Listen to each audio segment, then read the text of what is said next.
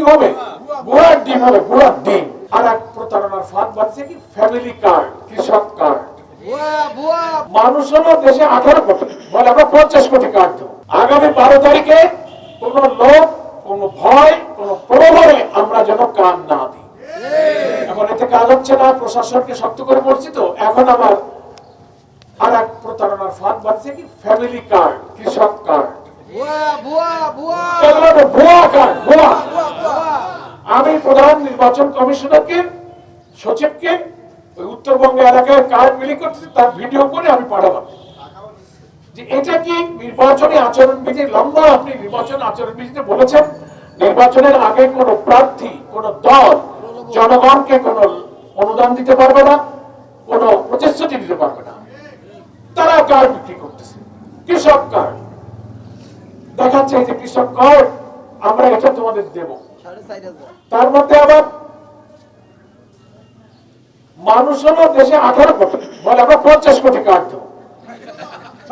তার মানে মিথ্যে কথাও তো ডক করে কোথায়, তাও সে ক্ষতি করতেছে।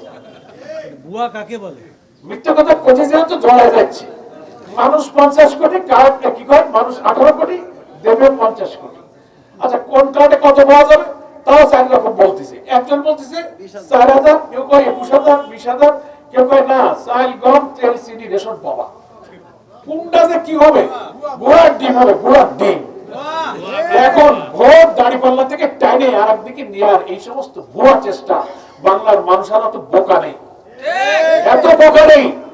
আপনারা মা বোনেরা যারা আছেন এই রংপুর ইউনিয়নের ভোট কেন্দ্র ওয়ার্ড গুলোতে পৌঁছান। আর কিছু কিছু মহিলাদেরকে ওরা ডেলি টাকা দেয়, আর দল বেঁধে যে বলে ভাই আমি অমুক মার্কেটে আইছি, তুমি ভোট দিও। ওরা কিন্তু টাকা দিছে কিন্তু। আর আপনারা যে মিটিং এ আইছেন, আপনাদের কি টাকা দিছি আমরা? গাড়িতে পয়সা খরচ করে ভ্যান ভাড়া দিয়ে আইছেন, আর নাই হাইটে আইছেন। ঠিক ঠিক। যারা বাড়ি বাড়ি ভোট চাইতে যাচ্ছে না, ধরবেন গায়ে কি কয় টাকা দিছিস কম। সত্যি কথা না, বড়দের কোনো হয় 200 টাকা দিয়েছে, ডেলি 200। তুমি কি কিসের কাটতেছো? তুমি শাড়ি আর কিসের কেন খাটে মাঠে দিয়ে কাজ করো, টাকা পাও।